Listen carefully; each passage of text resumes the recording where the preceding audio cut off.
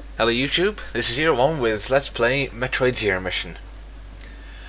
Now you won't be able to hear any of the audio because I'm not using Fraps anymore. I'm using Hypercam because Fraps won't record Zero Mission. I don't know why, but hell, whatever. Okay, so this will be a 100% completion run, but it won't be in regular play order. I'll be getting some items early. Nothing major, and you can choose to follow along or just play normally if you want.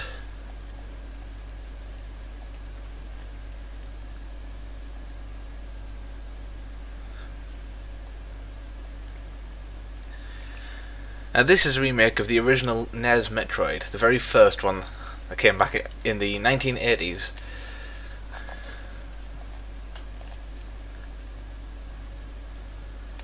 Okay, so morph ball, same place, double tap down to take ball form.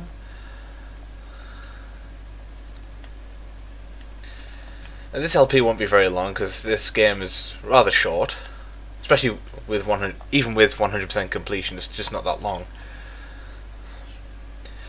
I just hope I don't screw up too much.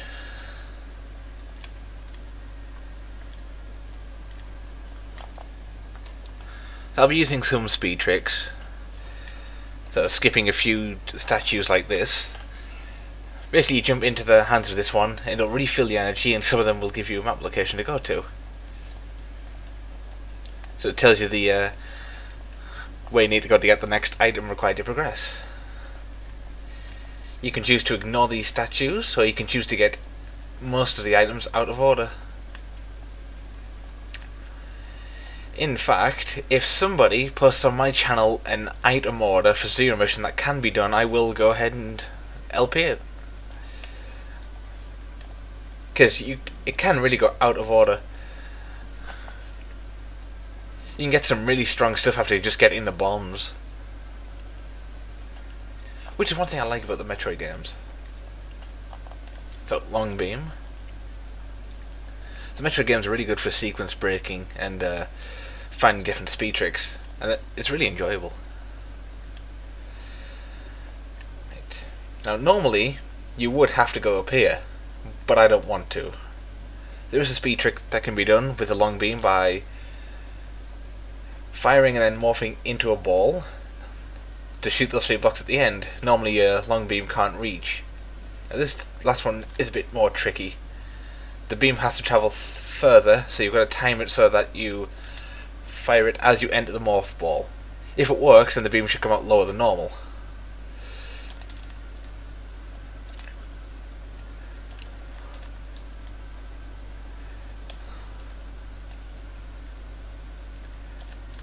There we go.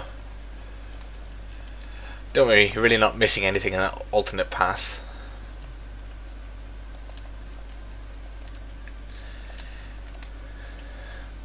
We'll head there soon enough. Like I said, it is a very short game, and that's near the end of the game, so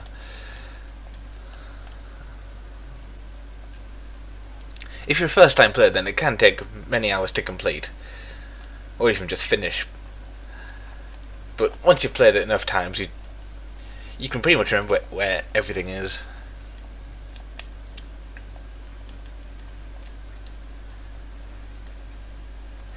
Okay, here's the first mini-boss. Start off, aim straight up and shoot a missile.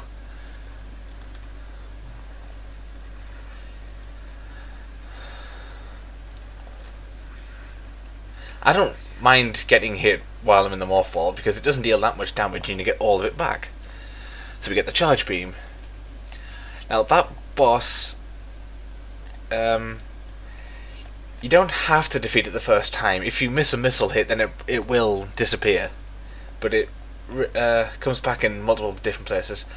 I don't know if it's the only boss that can be permanently lost, as in if you don't beat it the first few times it'll go away forever.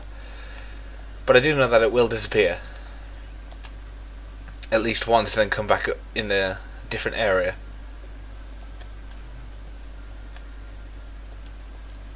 But I don't seem to get much use out of the charge beam anyway, so it wouldn't be that much of a problem. Unless you're going for 100% completion, in which case you're pretty much screwed.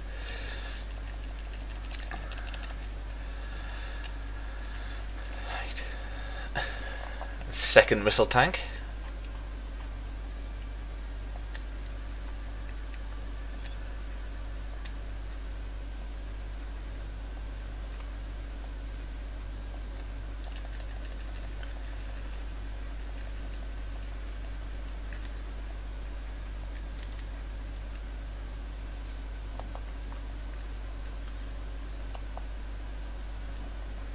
Third missile tank. They throw missiles at you really early in this.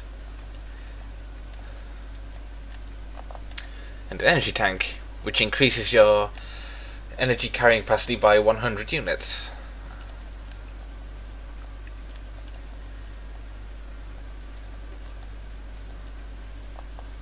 So I think we're already about 5-6% of the way to completion already.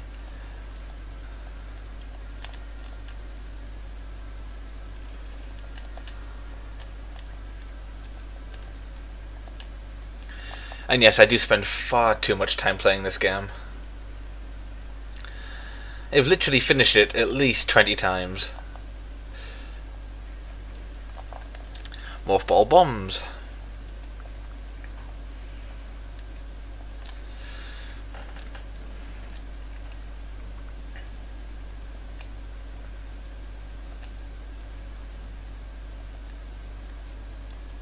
And another missile tank.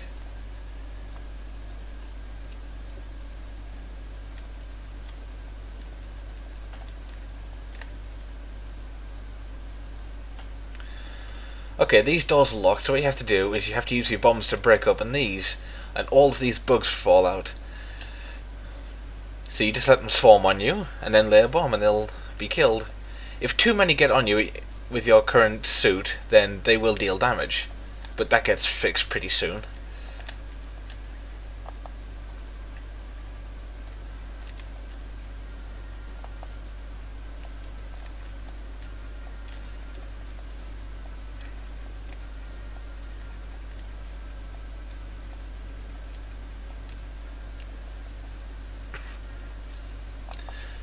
And this remake is pretty faithful to the original NES Metroid. A lot of the items are in the same order as they should be, as they were in NEStroid. Right, so here's an early missile tank.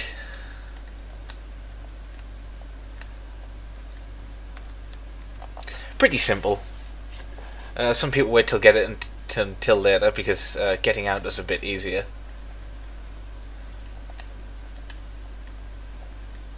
But it's not really that necessary. I tend to grab whatever is there as soon as I can, which you will see pretty soon.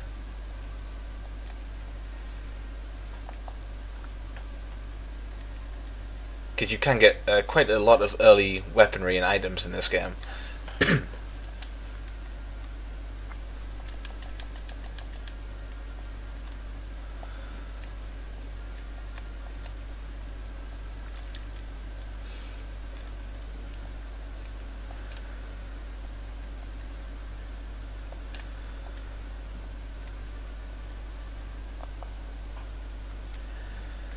And then we head down into Norfair.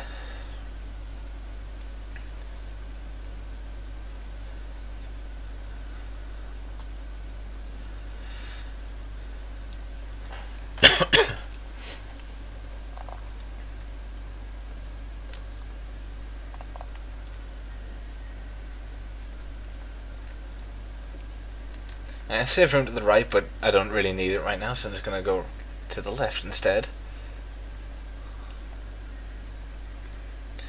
Now, if you charge your beam and jump into an enemy, you can do what's called a pseudo screw attack or charge attack. Right, this missile tank, you can either come back and get soon, or do what I'm about to do and try bomb jumping to it. And I actually had it there. Huh. Right. I'm not a very good bomb jumper. Mainly what I do is just mash the button until something happens. It doesn't work out very well. There is a pattern, I just haven't been bothered to learn it. I've noticed that pressing bombs to a heartbeat works well. Just a regular heartbeat.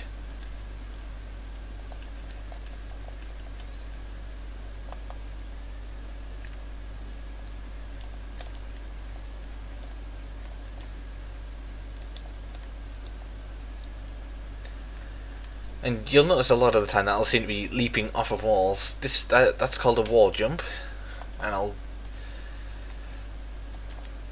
basically how it's done is you jump into a wall and then you just push away from it and press the jump button at the same time.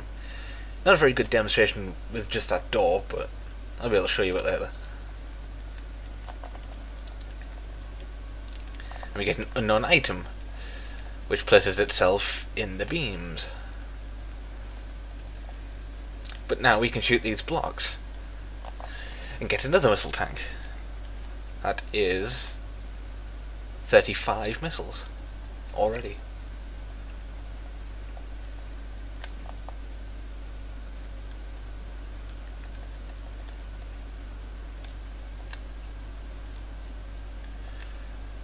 And happily the bombs work against these blocks as well.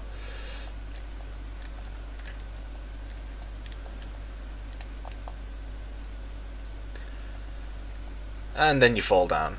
Although this is a good place to demonstrate wall jumping. So let's jump into a wall and then push away from wall and press A. And if you do it right, you can chain it like this.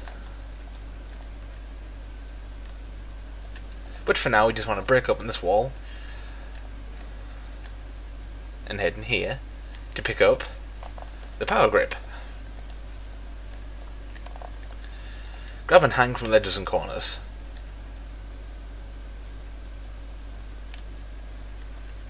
Now a lot of people will try and bomb jump up here. I can't do it, but I will try.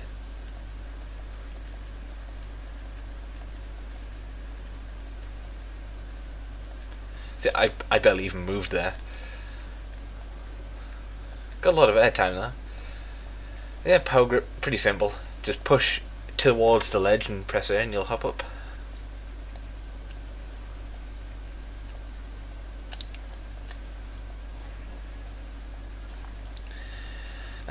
Now, unlike the previous Metroid games, if you hold a charge and jump into Morph Ball, you'll just immediately fire the charge.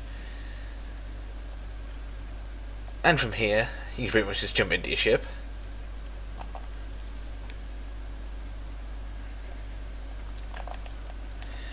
If you can land in your ship and save straight after the jump, bonus points.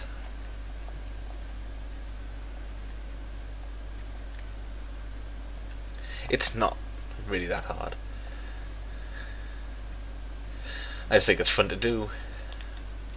So yeah, your ship saves your game and recharges all energy and ammo.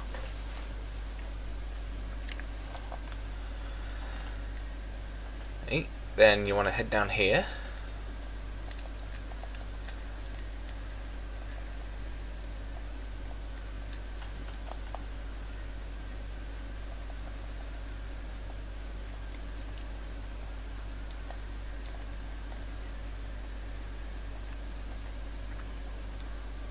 For another missile tank.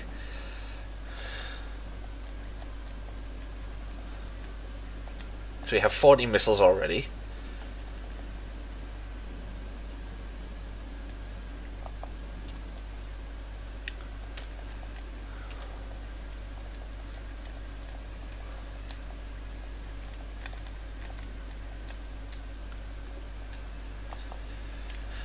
Wall jumping is very, very useful, especially if you want to try speedrunning. I'm not a speedrunner, but I can get through the game, one I consider pretty quickly. Now, if you didn't get the missile tank before, you can just jump up. You'll grab onto the ledge and sounds will automatically morph.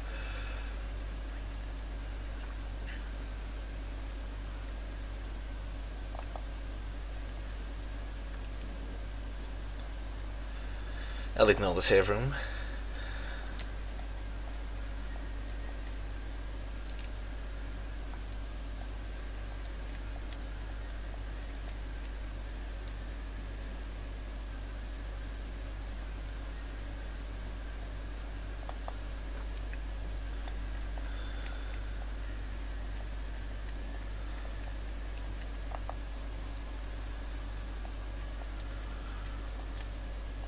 Pretty easy room.